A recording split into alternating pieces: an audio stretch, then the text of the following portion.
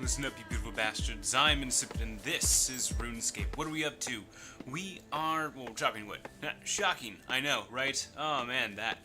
But there's a topic that's been going around in the gaming culture conversation players.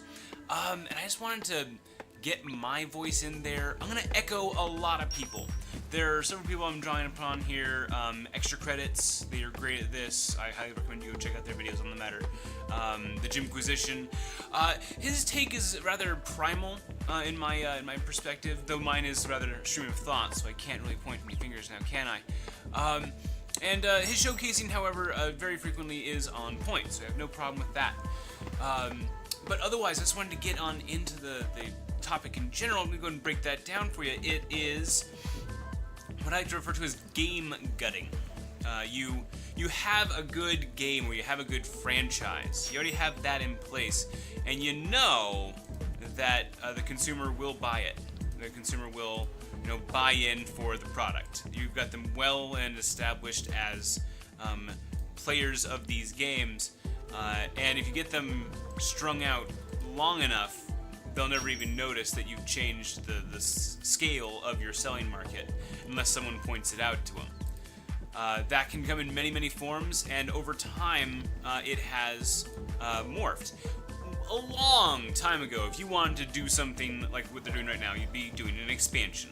You would make something that attached onto the game that made it more, significantly more. You brought a whole bunch of tied knots from the prior one. They're like, loose ends. You clean it up. You build your canon. That expansion gives you more combat, unseen enemies, unknown foes. Great, awesome, new mechanics, new characters. It brings so much more. And so when you pay for it, you're really getting every single penny. That soon became DLCs. That soon became add-ons that you had to buy, mod packs. And now they are trying to do everything they can to remonetize their own games. Now, on one end, that does have a separate conversation about monetized modding. We'll get to that another time, hopefully never, because it's a terrible topic. Check out other people who've talked about that, please. I can't do it justice just because I find the general topic to be asinine. And it needs a lot of love, just in terms of everyone giving each other a big pat on the back and a big old break. But that's not what we're here talking about. The ability to take then a franchise and rip out a piece of it and then dangle it in front of the fan base and go, yes, would you like this back? Would this be something that you would enjoy in your game? Yes, we could have left it in for you so that it would have enriched your experience of our franchise. Or we could hold the entire experience hostage for you so that you can really appreciate us and our business model, more. And no, I have a very long memory about this, guys. I've noticed your incremental phasing in, right down to trying to make us pay for a subscription for the privilege to play games if we want to. Of course we want to. We want to play games.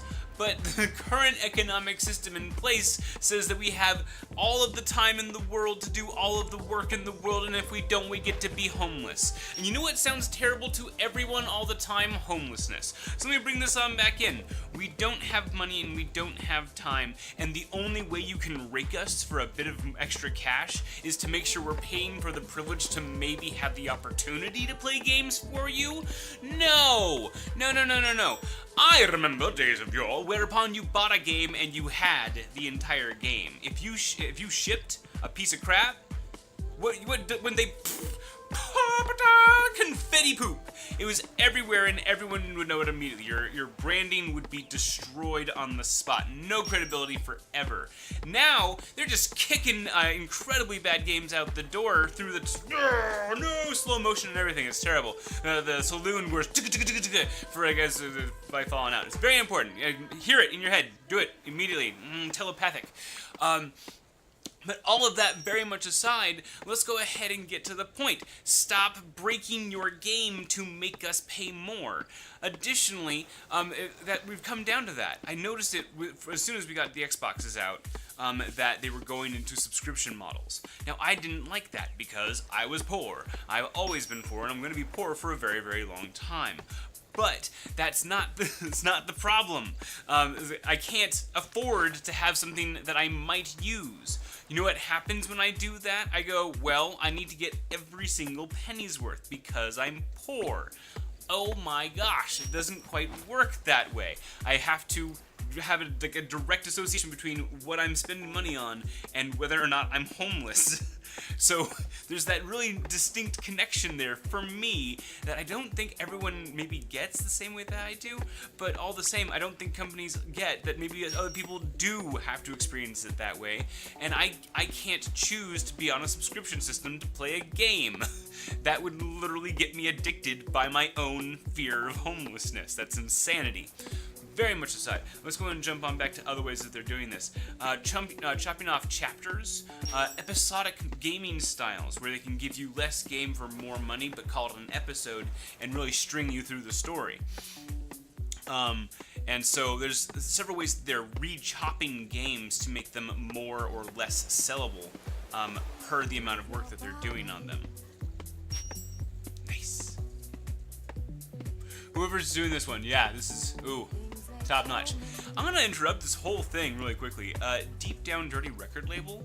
They're on YouTube, they're on Twitter. They have a very nice host of music, a nice wide array, and they let us use their music on our videos. So, Deep Down Dirty, if you guys are listening, thank you very much. Even if you're not, I want to make sure I get that gratitude on out to you. I stopped chopping, time to light some wood. Other ways that it has started occurring, I remember games being that you bought the entire game. Everything outside of that is that incremental approach. I'm not talking about a slippery slide here. I'm talking about a recognizable pattern of what game companies are prepared to do to the industry. Let's just not do this, please. We have a choice. No, we don't have a choice for that. We have to actually like that. Thank you. And so other ones, microtransactions, huge. The worst part is you're not even getting a product anymore. You're getting some electronic code for something that's either A, strictly digital, or B, temporary. So much stuff that you get to have temporarily for a short amount of time. Again, creating that whole money addiction problem that I think other people kind of experience their gambling addiction type stuff. Maybe? I don't know. Kind of weird to experience it from that perspective. I'll talk about it more sometime. But this specifically, where you, and this is my worst one, I hate it, where you're buying the ability to gain more XP or to progress through the game faster. And every time I hear that, all I can hear is, why is this game so bad? Why are you selling us a game that you want us to get through faster, and then why are you selling us not just a game that's bad, but then selling us a way to get past your bad game? That is rude. No. Let's light this on fire, please. Right there. Finger guns. I say finger guns, but hey, that's just me. Got that taken care of right there. And that pretty much wraps up my gripes. Thank you for joining me on this stream of thought, this dangerously wild, swerving stream of thought, but gosh golly, I think we got there together. I don't know what the solution is for the gaming industry. We have other topics that are really prevalent right now, and you can go ahead and put a data marker on this if you like. We're also going through a huge shift in what the definition of reasonable work hours are for game production. I know we've hit it somewhere for Hollywood. they have standards that they have to abide by, or no one does anything. They're just gonna call it good. But it's called the crunch, and it's a really interesting conversation, and I hope that we all have the maturity to get to the other side of that conversation without making enemies with anyone. This is my hope. We'll talk about it another time. Until then, I gotta say a really quick thank you to these people right here. Boom! These people make these streams and videos possible. Thank you very much. I certainly can't do it without you. Final thank you again to Deep Down Dirty Record Labels for letting us use their music during our videos. And then with that, it's been real. It's been fun. I'll catch you guys on the flip side. Take care, everybody.